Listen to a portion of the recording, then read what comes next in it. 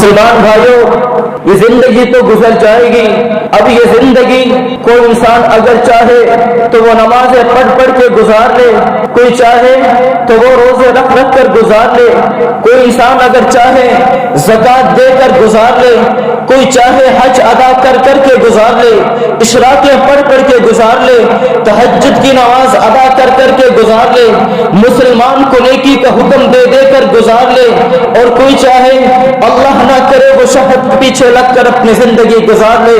کوئی زنا کر کے زندگی گزار لے، کوئی شراب پی کر زندگی گزار لے، کوئی آقا کریم کے فرمان کی مخالفت کر کے زندگی گزار لے، کوئی جہاد کو چھوڑ کر زندگی گزار لے، کوئی دعوت و تبلیغ کے کام کو چھوڑ کر زندگی گزار لے، کوئی اپنے کاروبار کے لیے جھوٹ بول کر زندگی گزار لے، کوئی انسان اپنے رشتہ داریوں کو توڑ کر زندگی گزار لے، کوئی انسان اپنے دنیا کے مقصد کے لیے دشمنی کر کے زندگی گزار لے، کوئی انسان اپنے نفس کے لیے محبت کر کے زندگی گزار لے.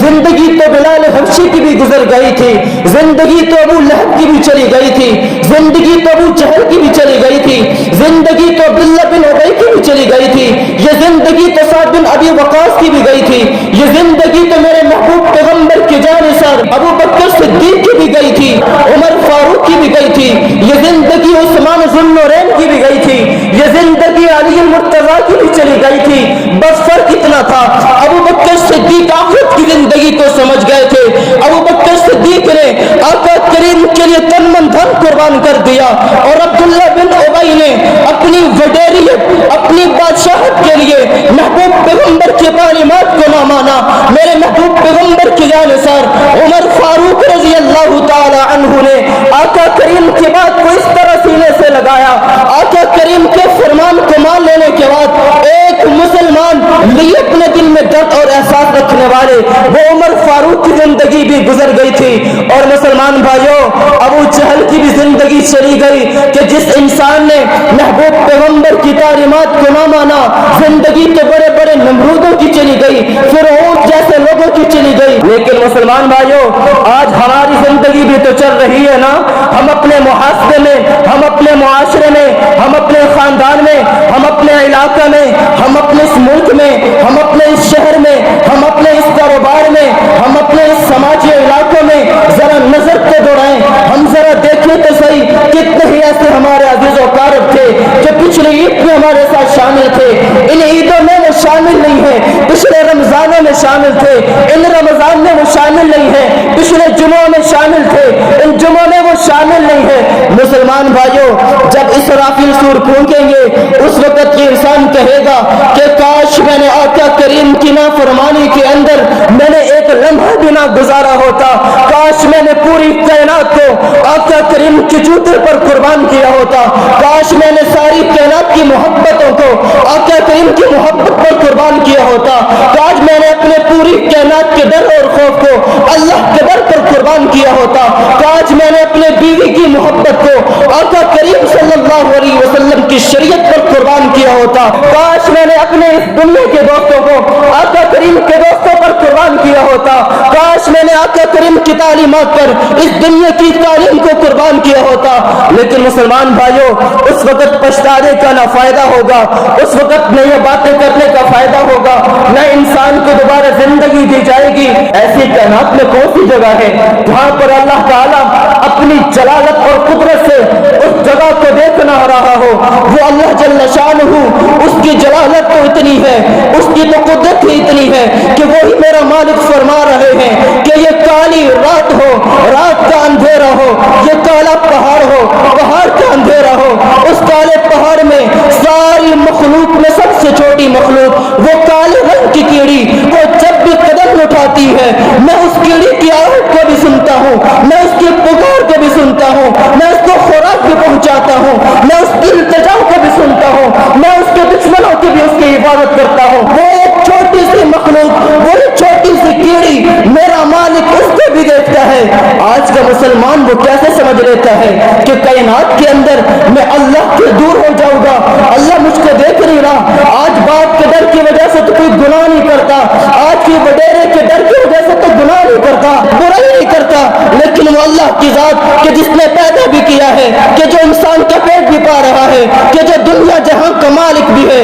جو جنت وارث ہے, کائنات کے فیصلے اسی کے ہاتھ میں ہے. کل قیامت کے دن عدل و انصاف کی کرسی پر وہی میرا مالک فیصلہ فرما ہوگا. آج کا انسان کس طرح اس اللہ کا ڈر اور خوف اپنے دل سے نکال کر اسی اللہ کا نام لے کر لوگوں کو گمراہ کر رہا ہے, رسول اللہ کا نام لے کر امت کو گمراہ کر رہا ہے, فرقوں میں بانٹ رہا ہے, اللہ اس کے رسول کی تعلیمات سے ہٹا کر اوروں کے راستوں پر لگا رہا ہے. مسلمان بھائیوں, یہ انسان کی ایسے حالت بن چکی ہے. آقا کریم صلی اللہ علیہ وسلم نے فرمایا تھا کہ قیامت کے قریب ایسا وقت آ جائے گا انسان دنیا کے قانون کو ترجیح دے گا, اللہ کے قانون کو ترجیح نہ دے گا. آج لال نشان کی وجہ سے ساری ٹریفک جام ہو جاتی ہے, یہ دنیا کا قانون ہے, لیکن اللہ کے قانون کو ترجیح نہیں دیتا, داڑھی کو ترجیح نہیں دیتا, پردے کو ترجیح نہیں دیتا, جہاد کو ترجیح نہیں دیتا, نمازوں کو ترجیح نہیں دیتا,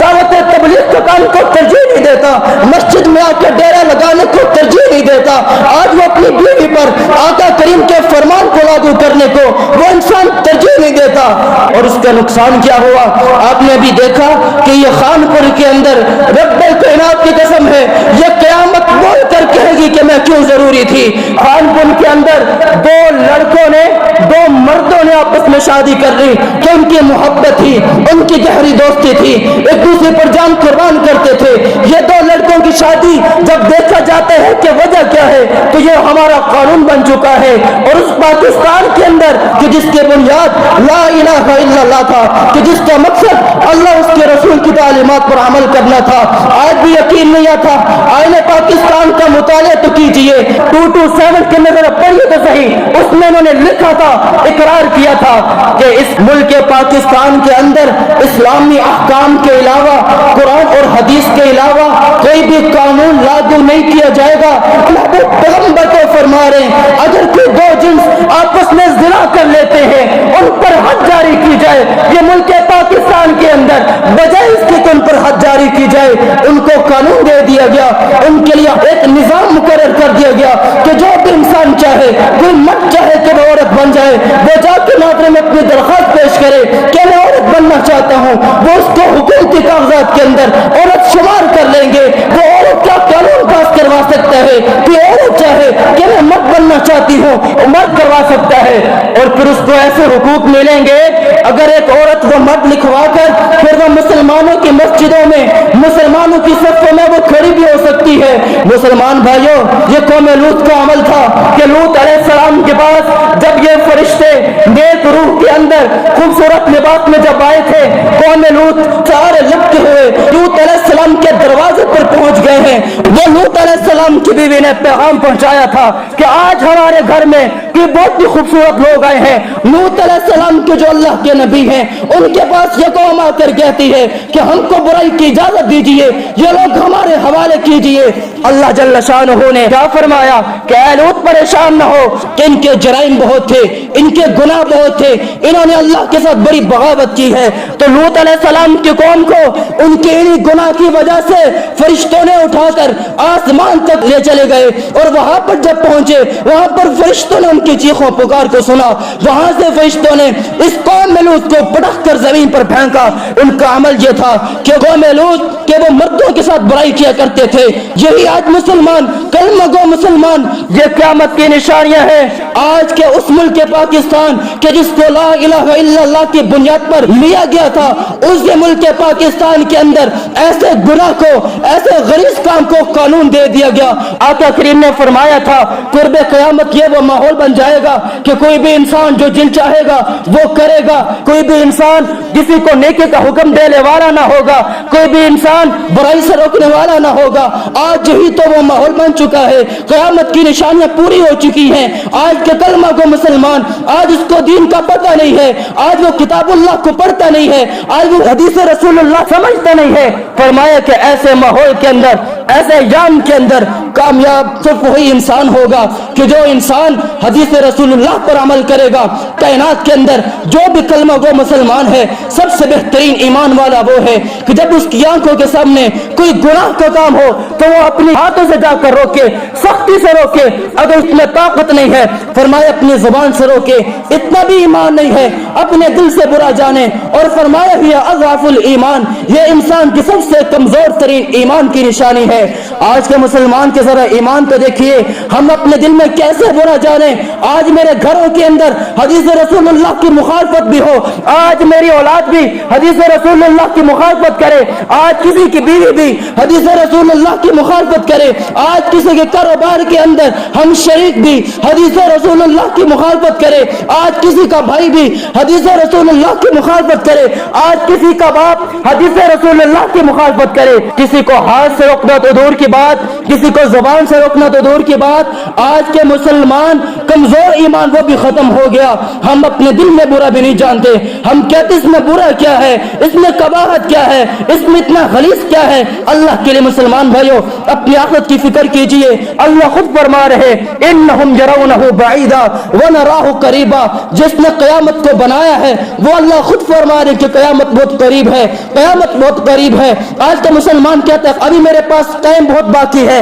کہ میں اپنے گناہوں سے بخشش طلب کر لوں گا, میں بعد میں معافی مانگ لوں گا. مسلمان بھائی زندگی کا کوئی پتہ نہیں ہے. آج اللہ کے سامنے گر گرا کر اپنے گناہوں کی معافی کیجئے. آج ہی آپ عہد کیجئے جب بھی ہماری آنکھوں کے سامنے گناہ کا کام ہوگا, حدیث رسول اللہ کی مخالفت ہوگی, آقا کریم کی مخالفت ہوگی, اللہ کی توحید پر کوئی ڈاکہ ڈالے گا, اس وقت یہ مسلمان اس کے سامنے آڑ بن کے کھڑا ہوگا, اس کو زبان سے بھی روکے گا, اپنے ہاتھ سے بھی روکے گا, دل میں بھی برا جانے گا. مسلمان بھائی وہی انسان کامیاب ہے. اللہ جل شانہ ہمیں ایسے وقت کے اندر ایسا جہاد کرنے کی توفیق عطا فرمائے, برائی کے خلاف کھڑا ہونے کی توفیق عطا فرمائے. اس ملک پاکستان کے اندر جو یہ برائیاں رائج ہو چکی ہیں, جو یہ برائیاں جنم لے چکی ہیں, ایسے برائیوں کے خلاف صدیق کی صداقت جیسا اپنانے کی توفیق عطا فرمائے, عمر فاروق جیسی عدالت اپنانے کی توفیق عطا فرمائے, عثمان ذو النورین جیسی سخاوت اپنانے کی توفیق عطا فرمائے, اور وہ علی المرتضی جیسی بہادری